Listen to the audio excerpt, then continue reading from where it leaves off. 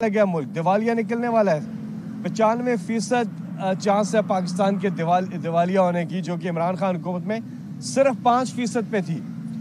और जो आज नई लीडरशिप आ रही है, उनके सामने सबसे बड़ा जो चैलेंज है वो है पाकिस्तान में इस्तेकाम।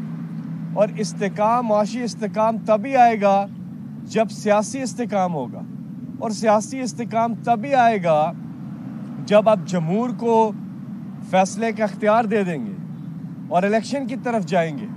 ये वाहिद हल है पाकिस्तान की इस वक्त जो बिगड़ती हुई जो इकॉनमी है, उसका बहुत बुरे हालात हैं आज पाकिस्तान के। हमारे रिजर्व्स बहुत नीचे चले गए, हमारी एक्सपोर्ट्स जो है बुरी तरह गिर गई हैं, हमारी रेमिटेंसेस गिर गई हैं, हम हर चीज़ में पीछे जा रहे हैं। गरीब आदमी का बहुत बुरा हाल है, लोग बिजली के बिल नहीं दे सक रहे हैं। गर्मियों में लोड शेडिंग थी बिजली की, और अब गैस जो है वो लोगों को दस्तयाब नहीं है। हर गुजरता घंटा इस इम्पोर्टेड हुकूमत का इस कौम पर भारी साबित हो रहा है। तो इन तमाम तर मसाइल निकलने के लिए सबसे बड़ा जो चैलेंज है वो है इस्तेकाम, और वो तभी आएगा जब हम फ्री एंड फेयर इलेक्शन की तरफ जाएंगे, और जल्दी जाएंगे। इंशाल्लाह 26 को हमारा एक पुरअमन प्रोटेस्ट हो रहा है। बहुत बहुत शुक्रिया जी।